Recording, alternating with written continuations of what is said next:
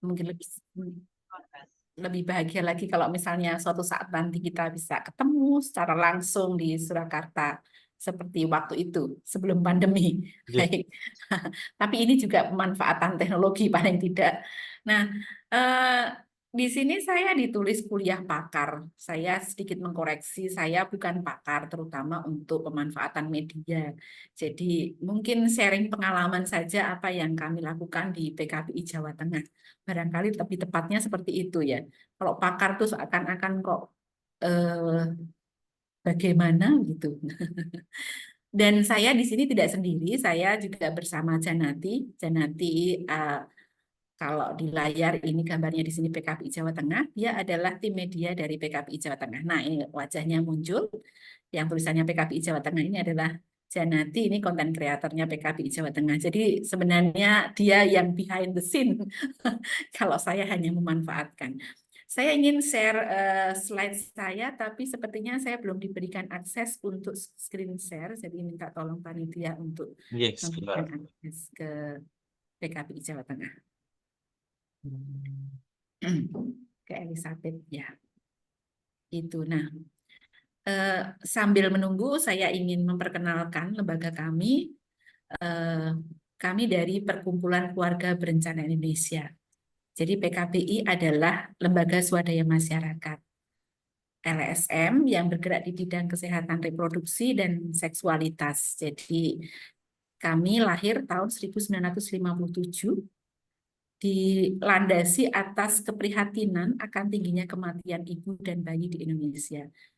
Jadi itu yang mendasari berdirinya PKBI Jawa Tengah dan juga PKBI secara nasional. Mungkin dari sini. Apakah sudah nampak layarnya? Ya. Sampun, Sedikit Bu. saya sampaikan ya PKBI Jawa. Jadi kami pusatnya ada di Jakarta. Di Indonesia ada di 25 provinsi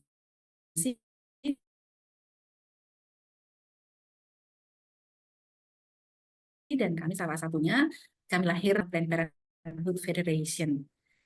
Jadi kenapa kok kami memperkenalkan lembaga, teman-teman juga bisa memberikan gambaran bahwa oh kami bukan lembaga pemerintah, tetapi kami adalah lembaga swadaya dan eh, kami memanfaatkannya dalam konteks untuk isu-isu kesehatan reproduksi dalam pemanfaatan media digital ini.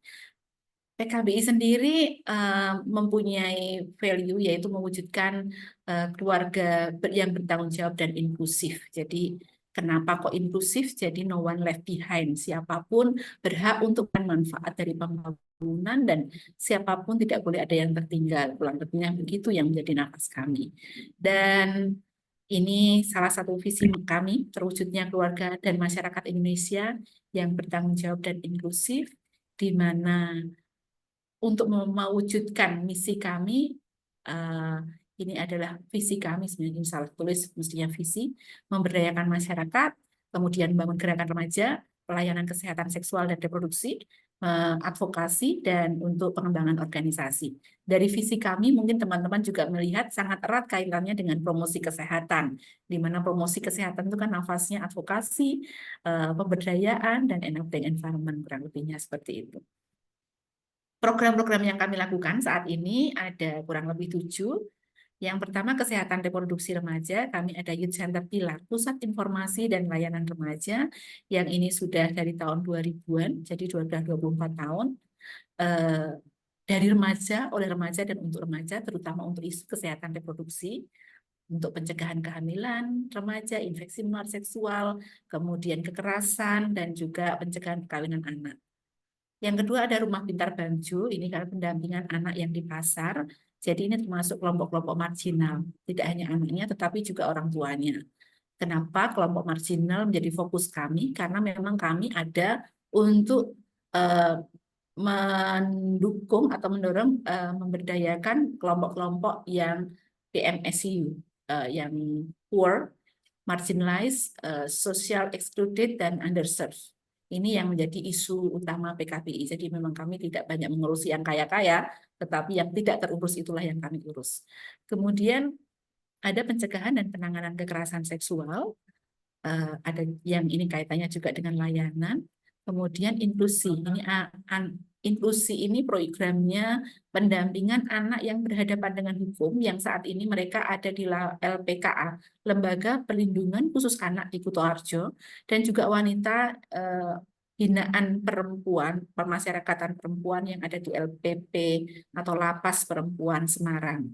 Kemudian ada klinik kesehatan reproduksi dan KB. Di sini juga layanan-layanannya banyak untuk kelompok-kelompok marginal, juga termasuk program HIV, di mana klinik kami juga menjadi klinik untuk perawatan dan pengobatan untuk HIV. Humanitarian ini adalah dalam konteks krisis bencana. Seperti yang terakhir ya ada di Demak dan juga di Grobogan. Saat ini pun kami masih bekerja di sana.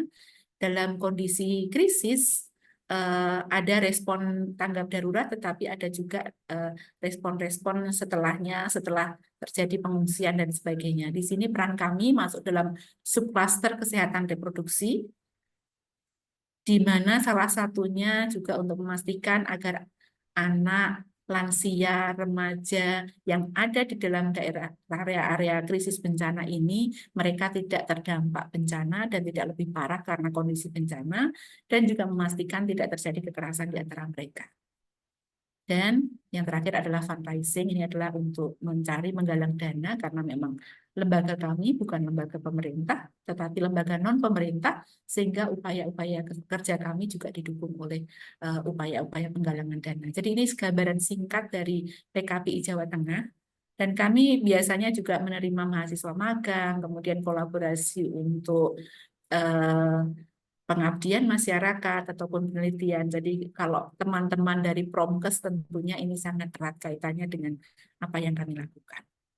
Itu perkenalannya, semoga nanti kita bisa berjumpa dalam kesempatan-kesempatan yang berbeda. Nah, terkait dengan digital, dunia digital, saat ini revolusi industri kita sudah memasuki 4.0.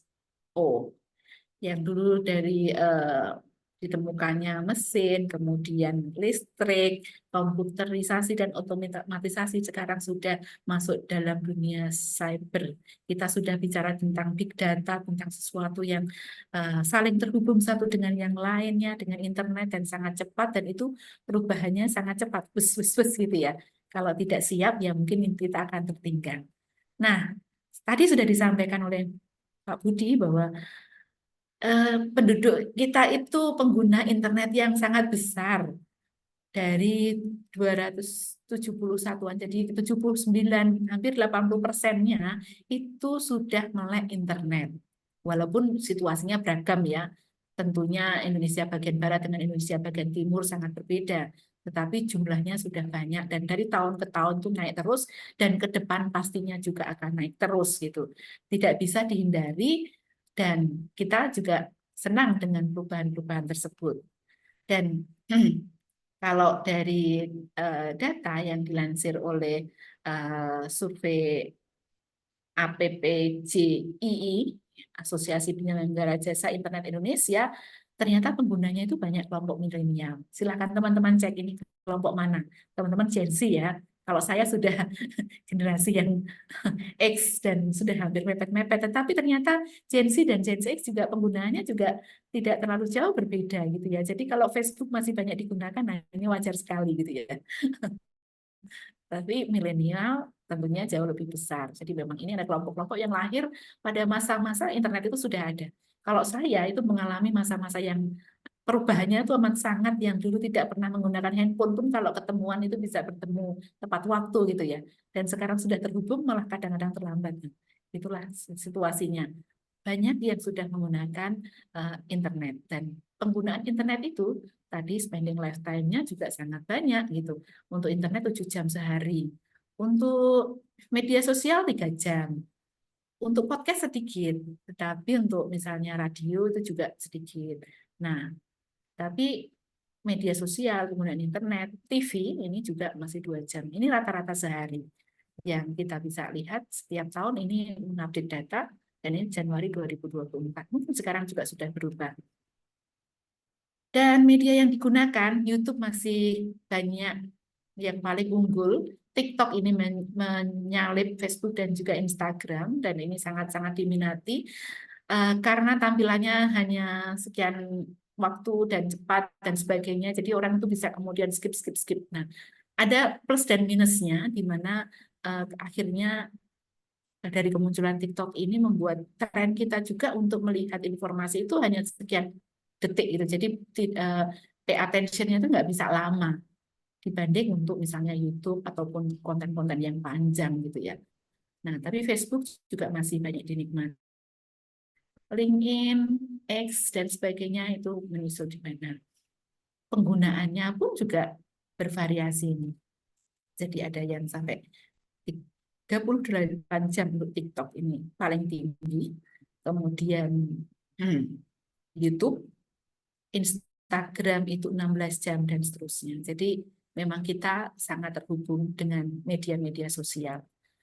Saat ini pun kita juga sangat dimudahkan dengan berbagai hal. Jadi ibaratnya dunia ada di dalam genggaman kita.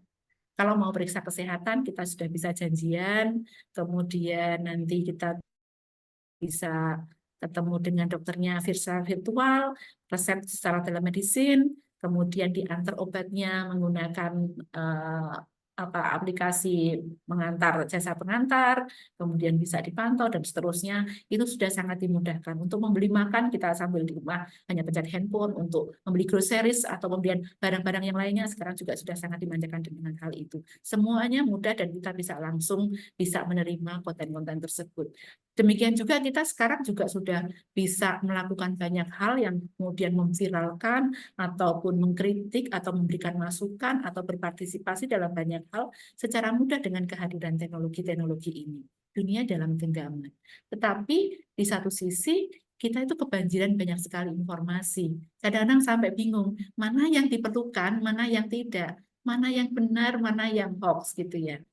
Memang akhirnya ini memberikan dampak positif, informasinya lebih cepat, tidak perlu tempat yang strategis juga. Sekarang bahkan mal-mal yang jualan juga sudah ada beberapa yang tutup karena juga kalah bersaing dengan teknologi ini. Tetapi yang harus kita waspadai juga tentang hoax, tentang penipuan, kemudian kalau tidak bisa menjaga diri juga tentang pornografi dan yang lain-lainnya. Saya yakin plus minusnya juga banyak dan kita manfaatkan.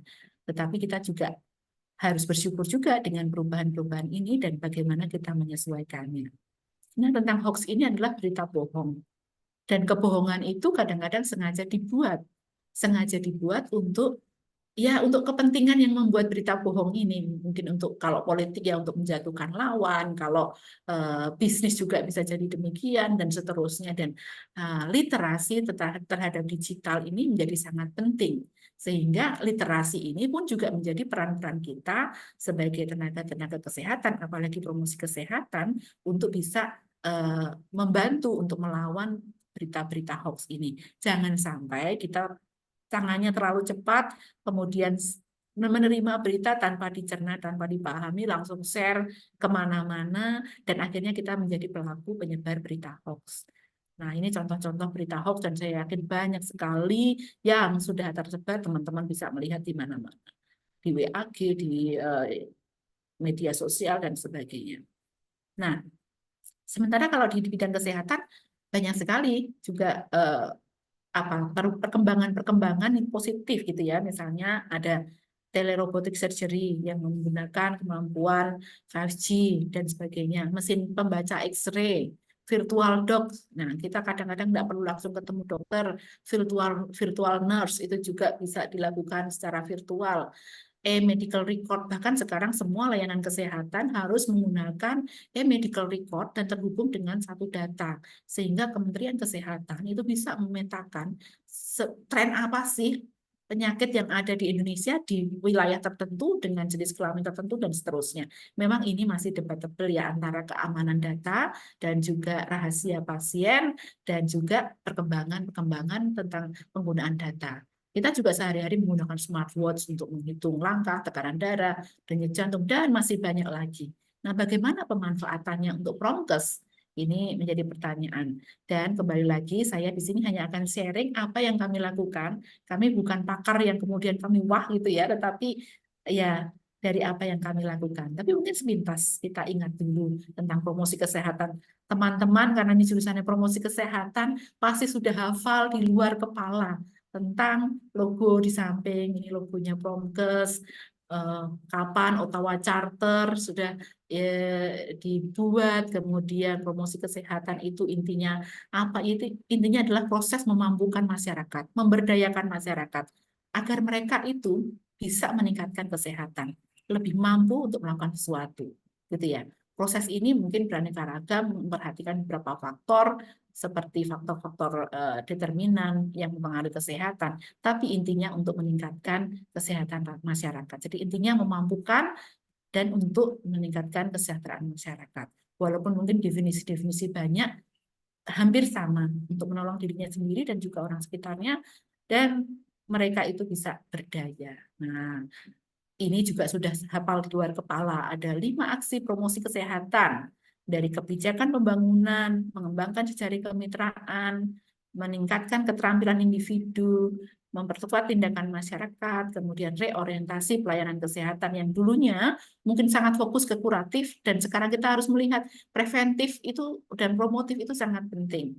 Sebisa mungkin 75% itu di pencegahan dan 25% di kuratif. Mestinya seperti itu, karena itu akan sangat-sangat menghemat biaya. Tetapi cara pandang kadang-kadang kita terlalu pada bagaimana membangun rumah sakit, bagaimana meningkatkan agar pelayanan kesehatan ini. Tetapi sebenarnya pencegahan itu amat sangat penting, dan kita bekerja di ranah-ranah pencegahan ini. Nah, di sini tadi core-nya adalah advokasi, mediasi, dan pemberdayaan. Dan mungkin PKPI akan lebih banyak di pemberdayaan dan juga advokasi. Mari kita lihat apa yang kami lakukan. Sebenarnya kami ada beberapa digital yang sudah kami punya, misalnya PKPI Care untuk telemedicine. Jadi kita juga ada platform seperti Halodoc dan kawan-kawan untuk konsultasi kesehatan. Kemudian ada Sobat Sambat untuk konseling remaja. Ini di Jawa Tengah, dan di daerah lain itu ada juga lainnya juga yang mungkin bisa diakses, dan juga Humanis untuk aplikasi kompilasi data kesehatan di situasi krisis. Ada juga ada Open EMR untuk Electronic Medical Care gitu ya. Nah, tetapi saya yang akan cerita di sini ada 3 penggunaan pemanfaatan media sosial untuk branding dan edukasi, di mana teman kami Janati tadi menjadi salah satu konten kreatornya di sini. Kemudian aplikasi Oki untuk mencatat siklus menstruasi, dan cerita baik tentang community of practice untuk kampanye dan advokasi. Jadi 3 ini yang akan kami sampaikan. Yang ini mungkin lebih banyak ke COP, banyak ke advokasi dan pemberdayaan. Oki ini untuk peningkatan kapasitas remaja, dan media sosial untuk branding dan juga edukasi. Mari kita satu persatu. Nah, ini adalah media sosialnya PKPI. Silahkan teman-teman lihat, silahkan follow, silahkan kepoin, silahkan beri masukan kalau kami masih kurang-kurang. Nah, di sini ada platformnya Instagram. Jadi di sini yang saya taruh di sini adalah Instagramnya PKPI Jawa Tengah dan juga Klinik Warga Utama.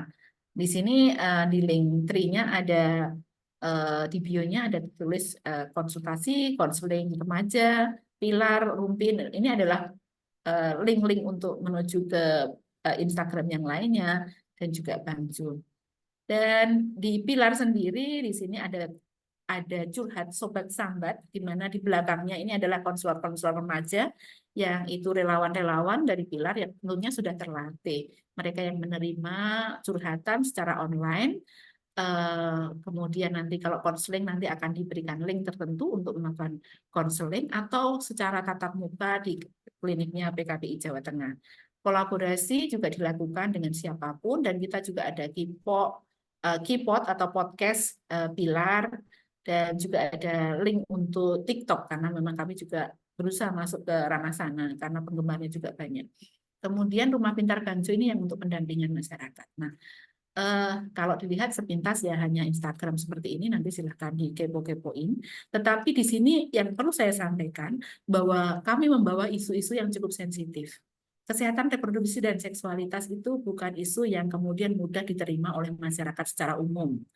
Di situ banyak tabu, banyak hal yang restricted, ataupun mungkin yang tidak langsung bisa diterima oleh masyarakat ketika mereka belum banyak berinteraksi. Nah, sehingga apa yang kami lakukan, teman-teman dari content creator maupun tim media kami perlu mempelajari etika atau do and don't-nya ketika membuat konten dalam media, terlebih terkait dengan isu-isu sensitif. Jadi kami juga ada workshopnya untuk membahas apa sih yang kemudian nanti restriktif ataupun mungkin akan masyarakat menolak atau resisten gitu ya. Misalnya kalau seperti isu-isu seksualitas, kita misalnya di sini juga dalam bidang HIV bekerja dengan kelompok LSL, RIA, G, dan sebagainya. Tetapi tidak mudah juga kita langsung bicara tentang eh, LGBT di media secara langsung. Nanti konten-kontennya bisa mendapatkan serangan dari pihak-pihak lain yang mungkin tidak suka dengan isu-isu ini. Atau pernah juga kami membuat konten terkait tentang kesehatan reproduksi. Sebenarnya kontennya menurut kami itu biasa, tetapi ternyata juga di-report akhirnya eh, apa namanya konten yang kami upload itu kemudian hilang. Itu juga pernah.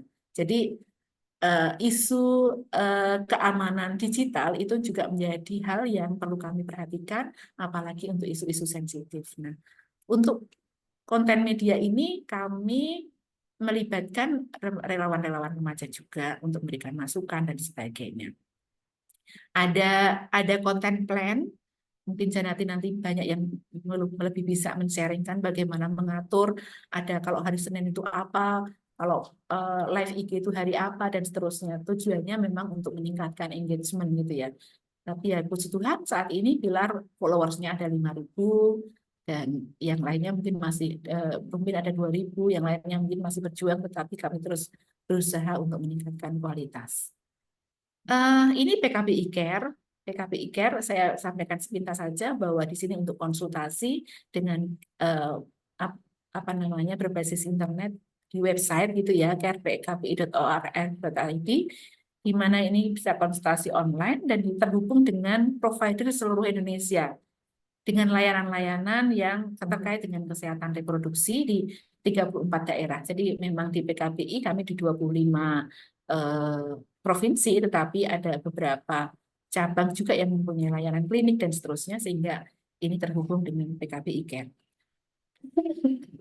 Selanjutnya, ini OKI. Nah, namanya OKI, Solusi Inovatif Kesehatan dan Kebersihan untuk Menstruasi. Ini adalah menstrual tracker.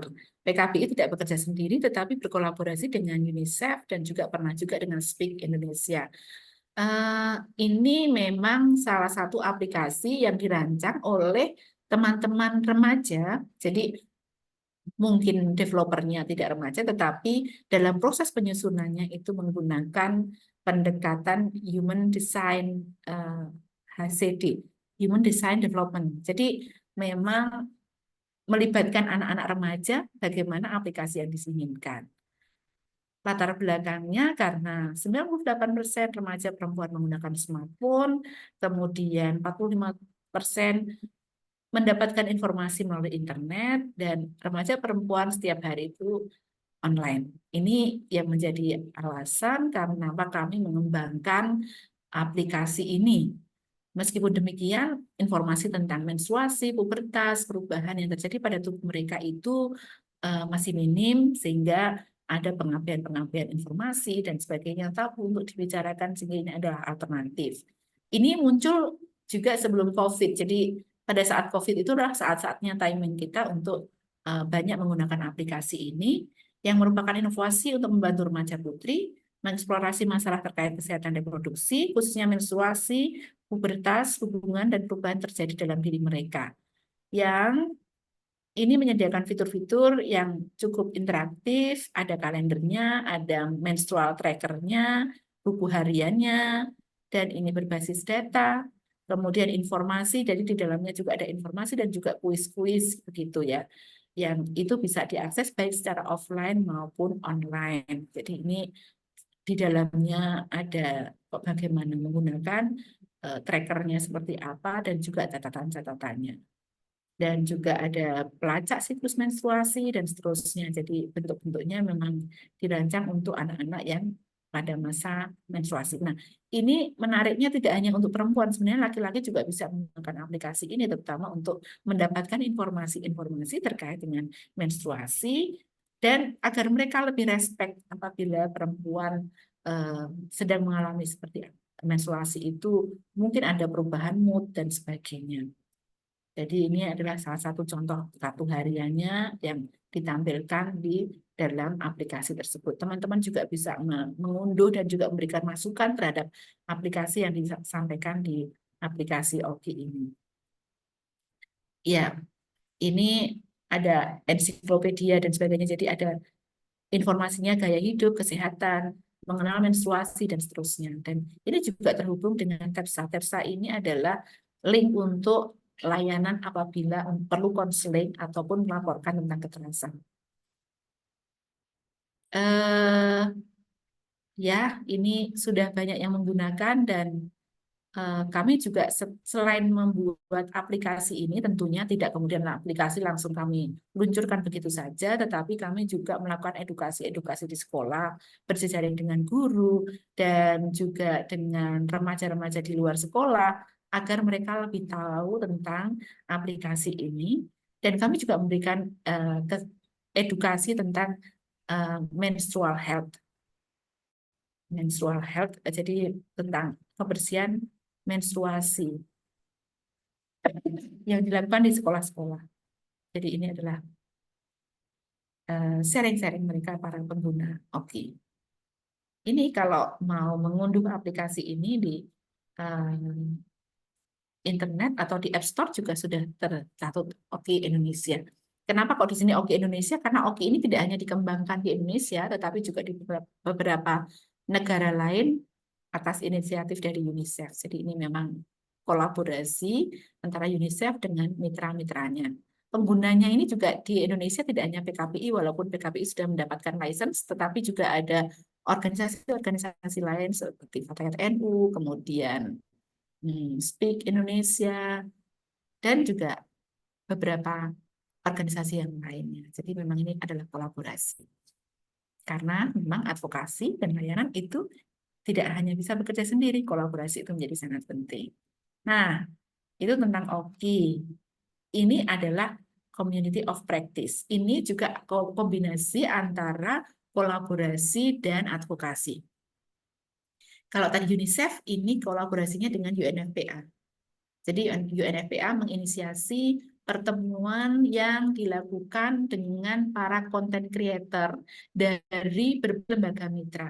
Jadi ada 70 member mitra. Jadi ini adalah content creator dan mitra di 13 provinsi di Indonesia sejak tahun 2023. Ini data ini tahun 2023. Gambaran ini adalah banyaknya lembaga yang tergabung di situ, yang notabene mereka sebagian besar adalah remaja. Nah, ini di sini ada Pilar, ada juga di sini Kisara, ini PKPI Bali, kemudian Unala ini base-nya di Jogja, RISE ini base-nya juga di Jogja, Jam Kosong, dan juga lembaga-lembaga lain, Yudsen, dan sebagainya. Ini semua konten kreatornya berkumpul. Jadi dia melihat bahwa kampanye advokasi itu tidak bisa dilakukan sendiri, apalagi untuk isu-isu sensitif kesehatan reproduksi. Dengan membangun kolaborasi ini atau community of practice ini, maka kekuatan itu akan terjalin. Nah, di sini penekanannya itu ada 3, sharing pengetahuan atau berbagi sumber terbaru, laporan, praktik baik, referensi. Jadi mereka itu saling belajar satu dengan yang lain, baik itu secara offline maupun online. Online yang paling sering karena memang mereka semua content creator. Yang kedua adalah memperkuat kolaborasi antara kreator dan pihak eksternal, misalnya dengan pemerintah, dengan LSM, jaringan yang lainnya. Dan yang ketiga adalah membangun kapasitas kreator konten dalam membuat konten dan mengelola platform digital. Jadi mereka adalah kumpulan dari para konten creator dan masing-masing punya platformnya masing-masing. Nah, mereka orang muda. Sebagian besar mereka adalah orang muda yang saling menguatkan kapasitasnya. Sehingga sangat cocok. Nah, isu-isu yang dibawa beraneka ragam, tetapi memang terkait dengan kesehatan reproduksi dan seksualitas, seperti kesehatan reproduksi remaja, kesetaraan gender, pencegahan kekerasan seksual, pernikahan anak, HIV/AIDS, kekerasan berbasis gender online, cyberbullying, comprehensive sexuality education, keamanan digital, dan lain-lainnya. Maka ini cerita di tahun 2003, dia sudah bisa membuat policy brief, kemudian kegiatan online, mini workshop, webinar, kampanye bersama, dan juga ada 12 platform baru yang bergabung. Ini di Kementerian Komunikasi dan Informatika. Mereka policy briefnya kemudian dibawa untuk melakukan advokasi di Kementerian Komunikasi dan Informatika dengan COP policy brief. Kemudian ini kegiatan-kegiatan secara kolaboratif seperti dalam rangka International Youth Day, mereka ada orang muda peduli dan bebas period poverty, ada workshop dan sebagainya. Ini juga dalam rangka International Youth Day. Ini kegiatan-kegiatannya mereka ada yang daring, ada juga yang offline, dan juga mereka juga mengembangkan di platformnya masing-masing. Nah, kampanye bersama itu merupakan salah satu hal yang dilakukan secara kolaboratif dalam misalnya membuat tema bareng ataupun sharing konten, sharing sharing konten ataupun saling mendukung kegiatan yang sedang dilakukan oleh platform yang mana itu dalam kegiatan-kegiatan termasuk International Women Day kemarin. Ini kampanye bersama. Jadi memang karena konten creator ya, maka kegiatannya adalah kegiatan-kegiatan kampanye dan juga advokasi. Begitu. Kurang lebihnya itu yang bisa saya sampaikan. Barangkali diskusi, sharing akan lebih sangat menyenangkan daripada saya terlalu banyak bicara. Terima kasih, waktu saya kembalikan kepada Mas Budi. Baik, terima kasih Bu Elisa. Saya mata saya jadi terbuka lebar ini Bu. Ternyata di PKB itu ada yang sangat menarik ya Bu, yaitu COP, di mana itu adalah gabungan konten kreator muda, dan eh, hasil outputnya juga sangat luar biasa ya Bu. Ya. Ternyata memang ya, kita bisa melakukan campaign gitu kesehatan, khususnya kan tadi Bu Elisa bilang bahwa agak sulit memang ketika kita menggaungkan isu-isu yang sensitif seperti itu, khususnya pada kesehatan reproduksi, karena memang eh, tidak di apa gitu, tidak diabaikan juga bahwa kita itu hidup di negara yang agamis, dan itu anggapannya memang sangat tabu gitu, dan itu mungkin juga tantangan untuk kita semua ya, ketika kita eh, menginformasikan, menggaungkan isu-isu yang sensitif khususnya pada kesehatan reproduksi gitu, karena memang musuhnya bukan musuh sih sebenarnya, pemahaman masyarakat tentang kesehatan reproduksi sendiri juga masih kurang gitu ya untuk literasinya. Baik, lanjut untuk kita seksi diskusi kepada mahasiswa. Monggo silahkan, atau kepada teman-teman dosen, mumpung di sini ada pembicara yang luar biasa, jangan sampai lewat. Oke, monggo kepada mahasiswa yang ingin bertanya.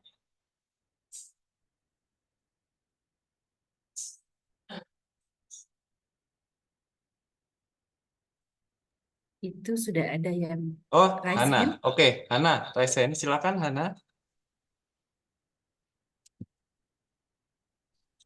Baik, terima kasih untuk waktunya.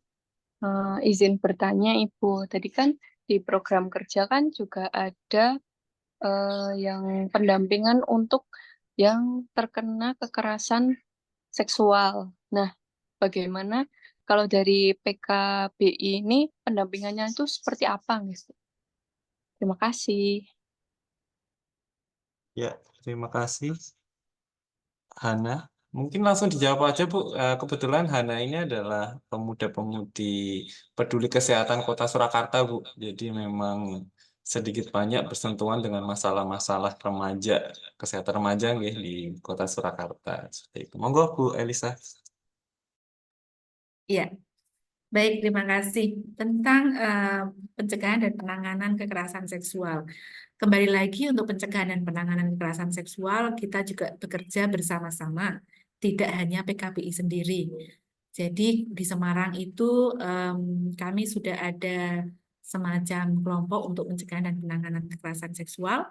Kalau di kota itu di bawahnya DP3A, Dinas Pemberdayaan Perempuan dan Anak, di mana DP3A juga mempunyai UPTD, PPA, Pemberdayaan Perempuan dan Anak. Nah, kami organisasi masyarakat sipil, termasuk PKBI dan juga Pilar, itu menjadi salah satu bagian untuk membantu dalam upaya pencegahan. Apa yang kami lakukan?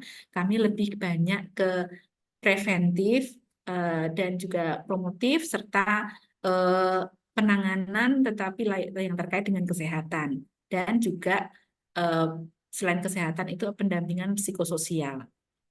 Nah, yang kami lakukan dalam edukasi-edukasi, jadi kami bekerja dengan remaja-remaja di sekolah dan juga non-sekolah. Jadi ada yang edukasi terutama untuk SMP, untuk edukasi kesehatan reproduksi dan seksualitas. Di situ di dalamnya ada pencegahan kekerasan.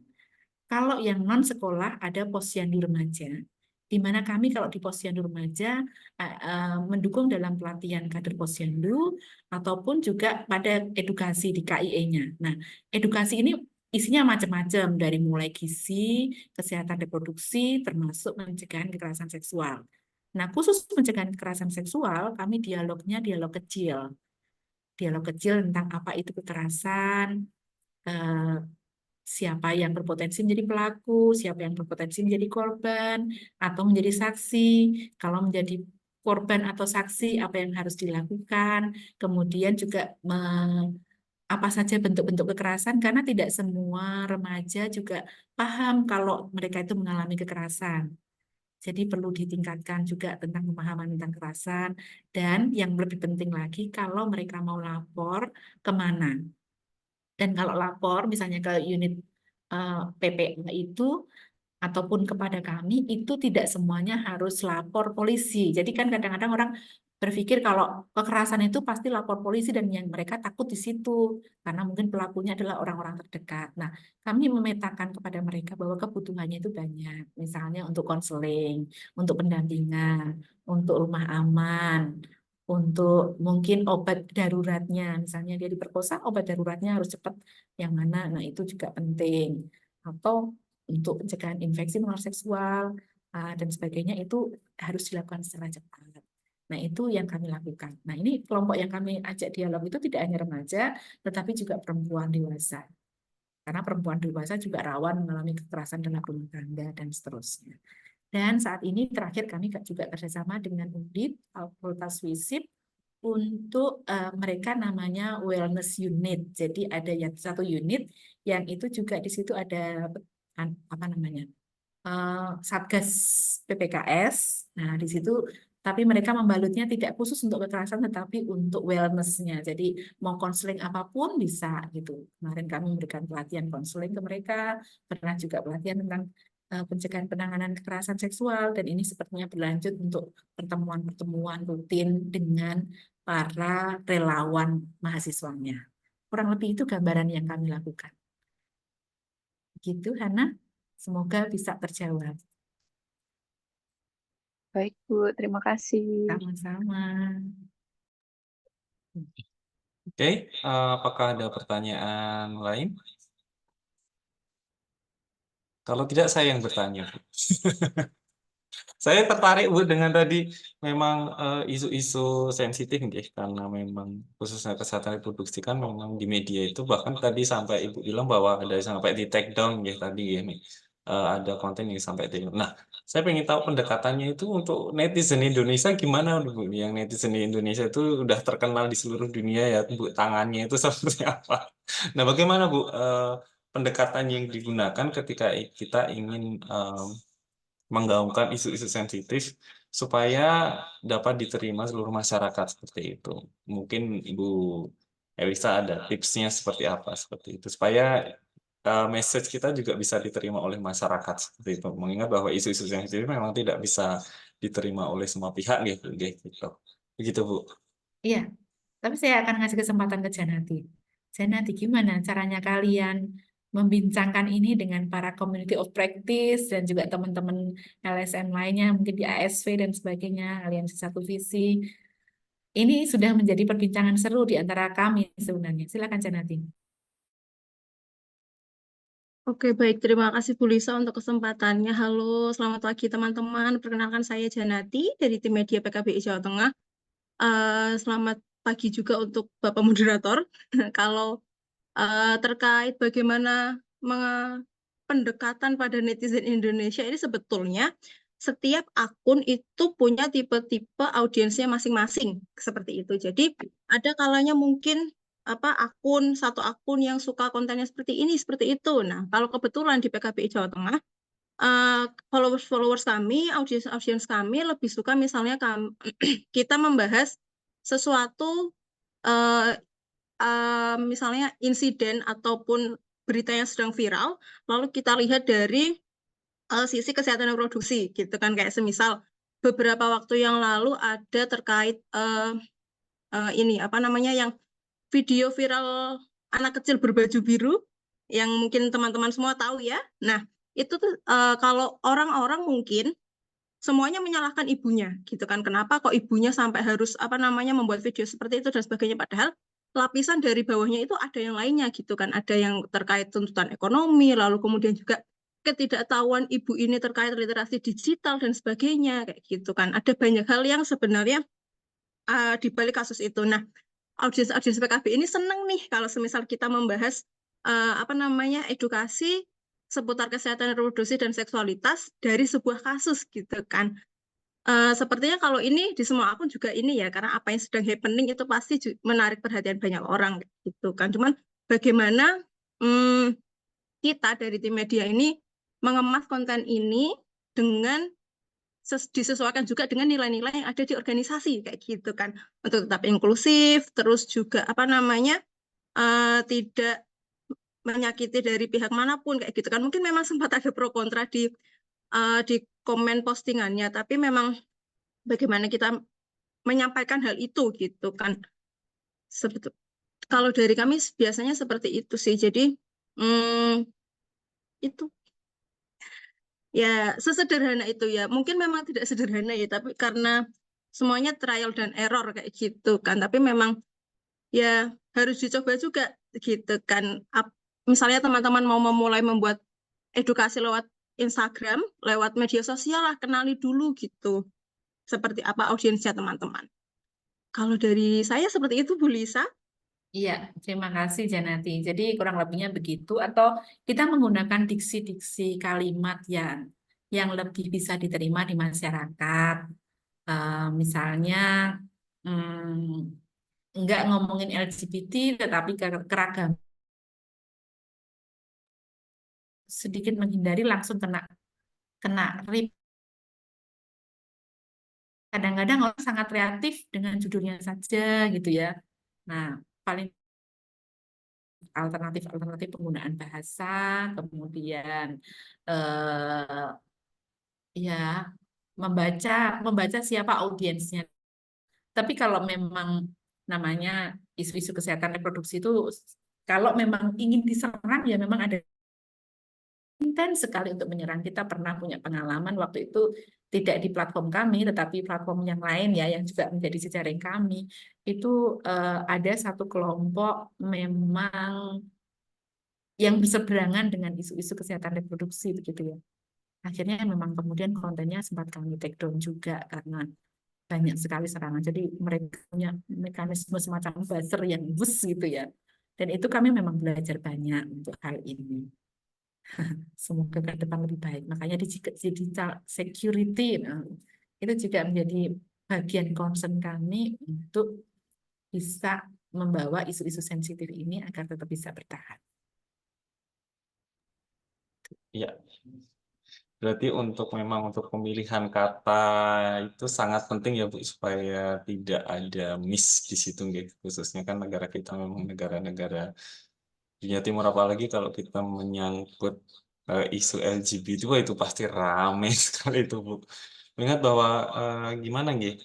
Karena memang HIV, LGBT itu kan memang kita sebagai promosi kesehatan tidak bisa milih-milih siapa masyarakat, tetap mereka itu menjadi sasaran kita gitu kan. Tapi kan memang isu-isu sensitif kan memang harus tetap kita rangkul gitu semuanya supaya memang ya tidak ada diskriminasi di situ seperti itu. Oke, terima kasih Bu Elisa dan Mbak Janati atas jawabannya. Monggo kepada teman-teman mahasiswa atau dosen yang lain jika ingin bertanya mumpung ada Ibu Elisa di sini. Ada pertanyaan lagi dari mahasiswa?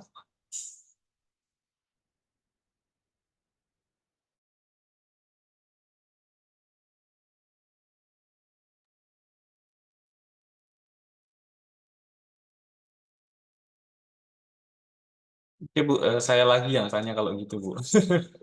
Nah, selain tadi yang disebutkan ya, Bu, ketika kita sebenarnya saya pengen tahu tantangan utamanya ketika kita mau benar-benar terjun di dunia digital promosi kesehatan, tantangannya di mana dan apa solusinya Bu untuk yang selama ini dihadapi oleh teman-teman di PKBI seperti itu ketika kita melakukan promosi kesehatan di dunia digital seperti itu, tantangannya apa? Pastinya Janati punya banyak keluhan nih kalau bilang tantangan. Apa tantangannya? Fasilitasnya kurang. Kameranya kurang Sebetulnya, bagus. oke baik. Sebetulnya kalau dari tools, dari alat dan sebagainya itu kan tergantung bagaimana manusianya mengelola ya teman-teman. Jadi walaupun teman-teman alatnya sederhana, tapi kalau teman-teman punya setelah membaca info, terus kemudian mengolahnya menjadi bahasa yang sederhana dan bisa dipahami oleh audiens, itu juga bisa jadi salah satu hal gitu loh untuk sebuah edukasi gitu kan. Cuman terkadang kalau untuk di isu kesehatan reproduksi sendiri ya yang selama ini PKBI Jawa Tengah hadapi dan juga Pilar dan Rumpin Bangjo yang lainnya adalah kadang beberapa platform seperti TikTok ataupun Instagram itu menangkap beberapa kata-kata itu, kata-kata di isu kesehatan reproduksi kan biasanya ada penis, vagina, lalu kemudian kekerasan seksual dan sebagainya. Dari platformnya itu menangkap itu adalah sebuah sesuatu yang terlarang di term and condition-nya. Jadi kadang ada peringatan kalau konten Anda mungkin tidak bisa dilihat oleh beberapa audiens kayak gitu, atau kadang malah langsung hilang konten kita kayak gitu kan. Nah, jadi media sosial kita ini kadang belum ramah nih sama istilah-istilah untuk di dunia kesehatan gitu kan ya. Ini pun saya juga baru belajar kayak gitu kan, karena saya sebelumnya memang bukan anak promosi kesehatan, tapi memang pekerjaannya di isu ini, di bidang media dan juga mempromosikan kesehatan kayak gitu kan. Jadi ini juga suatu hal baru yang harus saya pelajari juga gitu kan. Terus kemudian tantangannya lagi adalah seperti yang sudah Bu Lisa sampaikan tadi adalah bagaimana mengolah bahasa-bahasa kesehatan yang sebegitu uniknya jadi sesuatu yang bisa dipahami oleh audiens dari berbagai latar belakang sosial, pendidikan, kayak gitu kan. Jadi jadi seringkali saya memposisikan diri saya sebagai misalnya pembaca gitu kan. Kalau semisal kayak begini kira-kira menarik nggak ya untuk dibaca kayak gitu kan. Kalau semisal saya bikin konten kayak gini, misalnya nanti audiens saya ada yang latar belakangnya pendidikan misalnya SMP ataupun SMA, kira-kira cukup memahamkan atau enggak ya kayak gitu kan. Seperti itu. Kalau apalagi ya keluhan lainnya ya, tantangan lainnya ya, bukan keluhan ya teman-teman, tantangan kita ubah jadi bahasa lebih positif ya, tantangan kayak gitu kan. Kalau tantangannya, Kalau hmm, dari kami, dari sisi manajerial begitu ya, betul. media itu adalah tampilan terdepan dari sebuah organisasi karena orang akan kepo melihat dari sana dulu. Jadi eh, ibaratnya nggak boleh ada kesalahan gitu, atau kalau ada kesalahan harus segera diminimalisir sebelum kemudian menyebar. Karena kalau digital itu kalau begitu sudah dilempar susah untuk ditarik kembali, apalagi kalau kemudian sudah dipublikasikan oleh pihak-pihak lain gitu ya. Nah, tantangannya juga menjadi SDM, bahwa SDM ini menjadi penting karena SDM yang di depan itu harus paham tentang isu dan juga value organisasi. Kalau tidak paham atau misalnya turnover-nya juga tinggi, ini mengawal agar tetap on track pada pada apa ya, do and do-nya dan value-value-nya ini yang menjadi challenging juga gitu ya. Kalau orang baru tiba-tiba kemudian isunya tiba-tiba eh, apa namanya penjaringannya kurang ketat gitu, makanya kurang ini. Makanya kalau di tempat kami itu ada content plan, ada materi apa yang akan dikeluarkan. Jadi sudah ada jadwalnya, kemudian dari siapa menuju siapa untuk melihat kualitinya. Jadi tidak langsung kemudian siapapun boleh kemudian mengupload dan sebagainya untuk menjaga agar kualitasnya bisa tetap terjaga. Itu sih kalau dari sisi manajerialnya. Dan juga walaupun sudah ada konten plan gitu kan, kadang-kadang pusing juga mau apa lagi nih, serasa sudah habis gitu kan, semuanya sudah gitu kan. Terus nanti kalau sudah di post kok viewernya sedikit ya, itu mesti overthinking itu para konten kreatornya. Aduh gimana ini gitu. Itu yang dirasakan sih mungkin teman-teman media yang merasakan banget. Kalau saya sih tukang komplain gitu. Monggo Mas. Iya, jadi memang apa tantangan PKB ini memang luar biasa ya Bu ya, karena mengingat bahwa isu yang digaungkan itulah isu-isu yang sensitif gitu, dan takutnya ketika tidak hati-hati, karena itu sekarang itu meskipun kita hapus ya, tapi kalau sudah jadi jejak digital itu kan bisa di copy orang dan bisa di repost gitu, dan itu bahayanya di situ memang gitu. Baik. Oke. Oke, ada pertanyaan yang lain monggo ke mahasiswa. Mungkin dari semester 6 Maulida, kemudian Intan, Anggi, Kana, monggo. Alma di sini masih ada. Silahkan raise hand. Dan untuk absensi bisa dilakukan di kolom chat ya. Silahkan melakukan presensi untuk hari ini. Ya Bu, tentang Oki tadi Bu, Oki itu tahun berapa itu Bu mulainya Bu untuk dikembangkan eh, aplikasinya Bu, sampai sebagus itu gitu, sampai bahkan diaplikasikan di beberapa negara, itu dimulai tahun berapa Bu Oki itu Bu?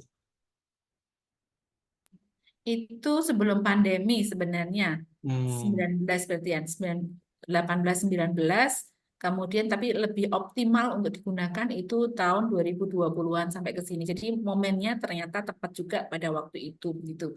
Em, dan karena ini merupakan programnya dari UNICEF gitu ya. Jadi Hmm. menjadi sebagus itu karena memang ada support dana dari UNICEF untuk apa namanya mendesain itu. Jadi kalau di PKPI tidak terlibat banyak dalam proses desain, tetapi proses-proses desain itu dikonsultatifkan. Jadi memang meng-hire aplikasi developer, kemudian ketika sudah muncul prototipe, kemudian anak-anak muda itu dilibatkan, perempuan-perempuan, remaja perempuan diminta untuk sebenarnya desain yang tepat untuk apa kebutuhannya dan seterusnya, pemilihan warna sampai nama Oki pun itu juga dari anak-anak remaja Hmm. itu gitu. Berarti Jadi mengalami proses research and development yang oh cukup panjang ya pasti, Bu ya? iya pasti karena itu memang dari UNICEF gitu ya. Hmm. Di mereka cukup banyak mengeluarkan investasi untuk itu. Hmm. Kalau PKBI Jawa Tengah sendiri sepertinya kami juga nggak mampu, kami hanya bisa berkomentar, oh ini kok kayak gini, kurang begini, gitu gitu ya. Mereka Menjadi salah satu expert judgment ya Bu.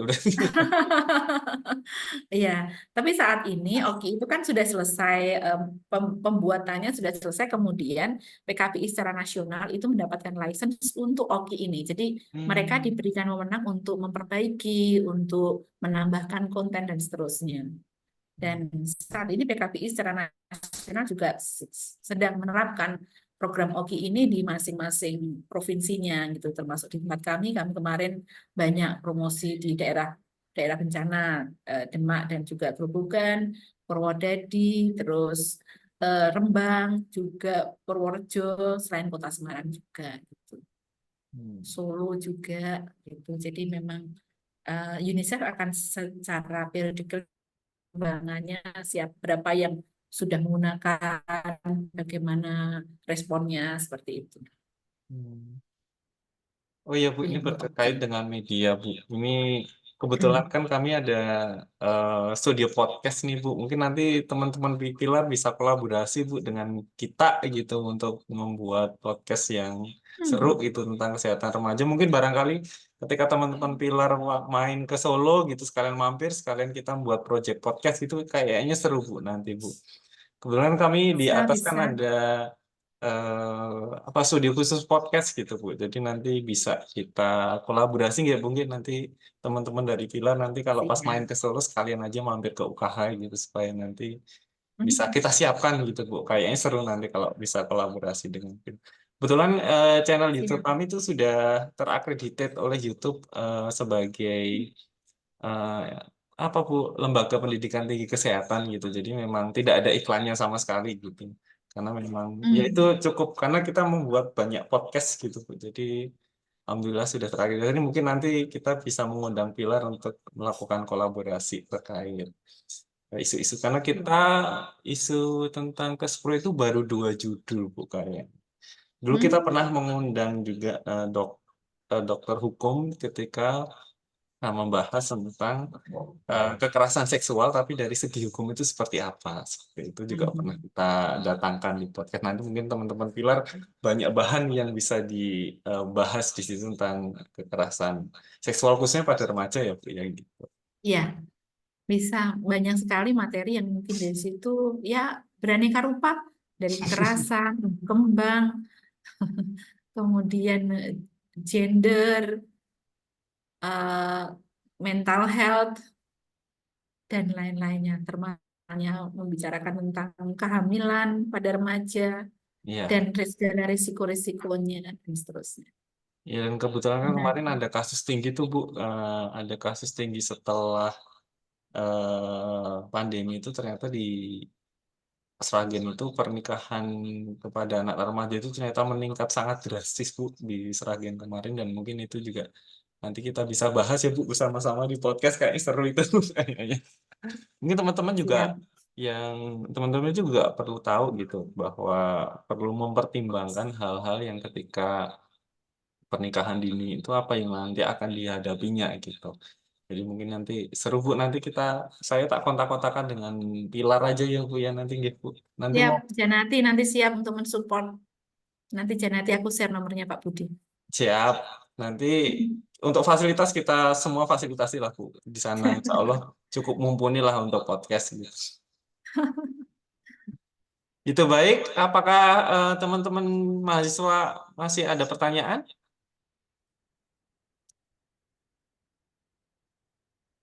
Nanti Janati yang bertanya lo malahan kalau mahasiswanya diam. Ya Mbak Janati minta kita collab ya Mbak Janati ya untuk isu karena kemarin sempat ada request juga dari Dinas Kesehatan supaya kita membuat apa Bu kayak media edukasi tentang pernikahan dini gitu. Jadi kita mungkin nanti kita bisa gaungkan isu itu ke berbagai bentuk campaign gitu ya Bu berbagai macam media untuk Kabupaten Sragen seperti itu. Iya, live Instagram juga boleh sebelum sampai podcast itu juga Oh, bisa gitu. menjadi Siap, alternatif. Bu. Siap, siap. Nanti mungkin ada beberapa HP yang online, jadi sekalian beberapa akun live berbarengan gitu, gitu. Oke, baik. Kalau tidak ada pertanyaan, apakah ada pertanyaan lagi? Tidak ada pertanyaan. Baik, mungkin akan saya sedikit meresum ya bahwa kemajuan teknologi bahwa saat ini adalah sangat cepat sekali, di mana sekarang adalah kita sangat kebanjiran informasi seperti itu ya, kebanjiran informasi yang kebenarannya itu belum dapat dipertanggungjawabkan dan itu adalah tantangan bagi kita gitu. Karena kadang-kadang informasi yang tidak dipertanggungjawabkan, informasi yang hoax itu juga jadi viral seperti itu dan mungkin itu salah satu tanggung jawabku juga sebagai seorang promotor kesehatan agar dapat memelek agar netizen itu melek informasi atau literasi ya tentang khususnya tentang isu-isu kesehatan seperti itu. Nah, tadi dari Bu Risa tadi sangat banyak memberikan contoh ya, antara lain adalah PKBI Care, kemudian OKI, COP yang sangat luar biasa, dan untuk untuk memanfaatkan media digital memang kita tidak bisa gerak sendirian gitu. Kita perlu berkolaborasi dengan banyak hal supaya kita bisa mencapai banyak netizen gitu nggih, Bu nggih. Jadi seperti itu dan juga kita harus hati-hati ketika kita memilih kata, memilih kalimat dalam kita menyampaikan khususnya isu sensitif karena tetap nanti itu menjadi jejak digital dari kita gitu. Apalagi di Indonesia sendiri pada khususnya aturan-aturan terkait kesehatan reproduksi itu sangat strict ya. Bahkan beberapa kata-kata seperti penis, vagina dan lain-lain itu padahal kalau dilihat itu adalah sebenarnya itu bahasa-bahasa ilmiah gitu. Tapi tetap aja di take down gitu. Karena memang mungkin kebijakannya dan itu menurut saya memang tiap negara memang berbeda gitu ya. Karena memang literasi kita masih sangat cukup rendah terkait hal itu sehingga kita harus sangat berhati-hati. Makanya saya juga pernah melihat ketika komentar-komentar yang terkait dengan organ-organ reproduksi itu masih dikasih tanda bintang gitu ya supaya tidak terdeteksi seperti itu. Baik. Baik, saya ucapkan terima kasih kepada Ibu Elizabeth dan Mbak Janati sudah berbagi banyak pengalaman dan ilmu yang luar biasa bagi saya dan juga teman-teman di Kusuma. Nanti semoga kita akan kolaps, bisa kolaborasi untuk membuat media-media promosi kesehatan yang baik, yang bagus seperti itu. Baik, cukup sekian untuk kuliah pakar hari ini. Saya ucapkan sekali lagi terima kasih kepada Bu Elizabeth dan Mbak Janati yang sudah berbagi ilmu dan pengalaman yang luar biasa. Semoga apa yang disampaikan akan bermanfaat bagi kita semua dan akan menambah khasanah ya tentang literasi digital dan khususnya media digital khususnya pada kegiatan promosi kesehatan. Baik. Jika tidak ada pertanyaan, maka akan saya tutup. Terima kasih kepada Bu Elisa sekali lagi dan Mbak Janati. Cukup sekian. Assalamualaikum warahmatullahi wabarakatuh. Waalaikumsalam. Terima Terima kasih. kasih. Sebelumnya kita dokumentasi dulu, nggih, Bu Baik. Elisa dan Mbak Janati. Mohon teman-teman yang lain, mahasiswa bisa on cam, akan kita dokumentasikan sebentar. Oke. Oke, saya hitung kehitungan ketiga, guys. 1, 2, 3. Senyum. Oke, sekali lagi di slide kedua. 1, 2, 3. Oke, baik. Ya, terima kasih sekali lagi Bu Elisa, Mbak Janati. Sukses terus untuk PKBI dan Pilar. Saya pengen main ke sana lagi kalau ada ke Semarang nanti insya Allah. Oke, terima kasih. Izin Saya saya. pamit dulu. Terima kasih untuk Oke, semuanya. terima Salam kasih Bu. sehat. Oke. Terima kasih teman-teman. Oke, Mbak Janati. Ditunggu kolaborasinya loh, Mbak. Baik, terima kasih. Izin saya tutup ya untuk Iya. rapatnya.